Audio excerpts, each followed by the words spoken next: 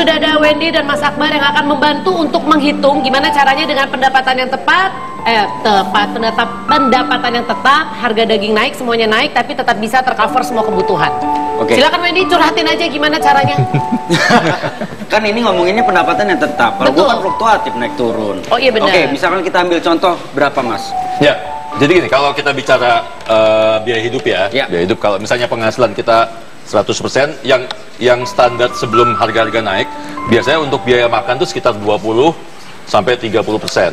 Ini biaya untuk makan keluarga. Ya.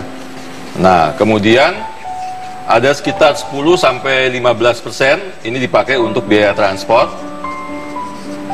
Ya. Nah, ini kan sekitar hampir 50% kurang lebih ya. Nah, jadi 50% itu sebenarnya dipakai untuk biaya hidup.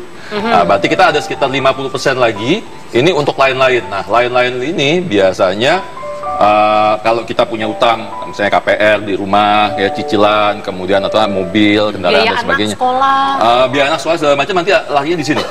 Karena untuk biaya hidup kita udah nggak bisa kurangin lagi gitu. Ini udah mepet sekali, udah standar sekali. Nah, dengan kenaikan sembako, daging dan lain sebagainya, sekarang biasanya di sini nih akan naik. Jadi kalau sekarang kalau dulunya 20 sampai 30%, sekarang kita bisa naik mungkin di kisaran antara 30 sampai 40%, bahkan bisa sampai 50% tergantung dari gaya hidup dan konsumsi kita seperti apa gitu. Nah, makanya kenapa kita harus cari alternatif tadi kan. Yang paling penting gini, kalau daging itu kan kita bicara protein. So, kalau protein berarti kita harus ada penggantinya. Misalnya penggantinya ayam. Ayam juga naik kan dari 26.000 sekarang jadi berapa? 40.000 ya, 38.000, 40.000 gitu kan. Kemudian alternatif lain misalnya kambing, daging mungkin tidak daging yang mentah, mungkin bisa melarinya ke daging olahan misalnya, itu juga bisa jadi sebagai alternatif. Misalnya ikan. Otomatis ikan juga masih murah sekarang ya. Gitu. Tapi sekarang masalahnya gini, kalau misalnya nih supaya tidak menghancurkan flow keuangan keluarga, sebaiknya memang ditambah biaya naiknya menjadi biaya makannya ditambah, atau jenisnya yang diganti.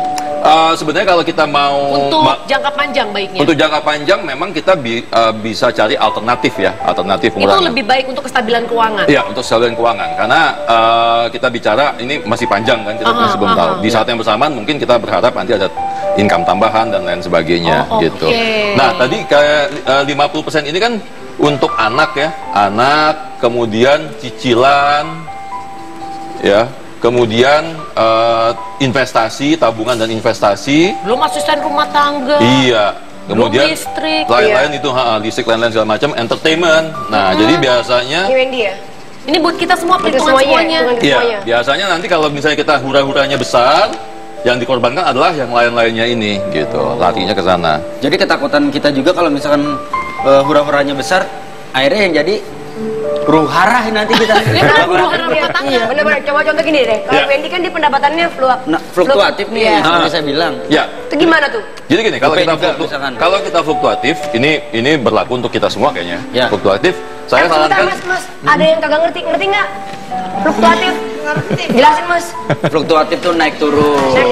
Jadi nggak tetap. Misalkan kalau kita digaji kayak maaf misalkan PNS atau siapa karyawan gitu 100.000 per bulan, pokoknya kita akan dapat 100.000. Kalau kita kan kadang 100.000 ya kayak kalian lah kan. Ada kalian. Ya benar.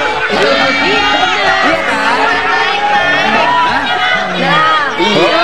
Fluktuatif ya dia. Honor kalian fluktuatif naik turun tapi potongan tetap.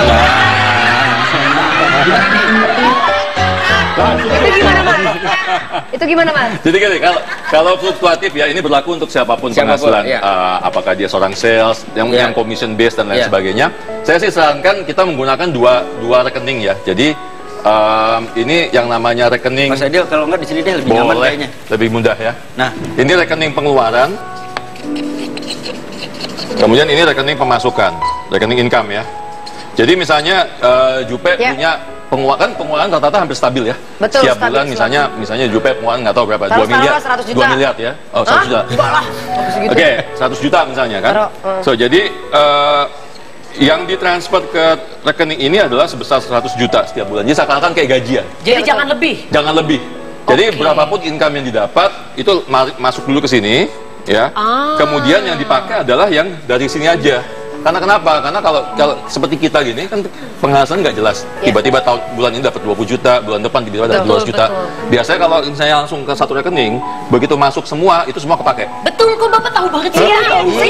Benar. Kalau saya kebalik, misalkan saya dapat 500 juta, misalkan dapat 500 juta, kebetulan 100 juta. Nah, yang di saya 100 juta, sisanya ke istri, gimana tuh ya? Nah, itu cocok lagi tuh. Nggak percaya. Bohong banget. Oke, jadi seperti itu ya. Nah, jadi dengan cara seperti ini kita seakan-akan gajian sebenarnya setiap bulan. Biar saya ngerti ya. Kalau cowok sudah pasti butuh semua. Lu kan lagi suka skateboard. Nah, oke. Berarti misalnya saya pendapatan berapapun, harus tetap sebulan itu saya harus masukin ke sini supaya ibaratnya pembantu saya atau orang saya itu dia ngeluarin ke kanan ke kirinya hanya dari sini aja. Hanya dari sini aja. Iya, dan buat kita aja lebih disiplin. Iya, dan disiplin. Ya? Nah, sehingga kalaupun nanti kita ada penghasilan lagi banyak, gitu ya, lagi bagus lah job segala macam, tetap kita keluarnya hanya sebatas ini. Oke, bener. Lu di sini deh. Gua ngeliatnya nggak enak.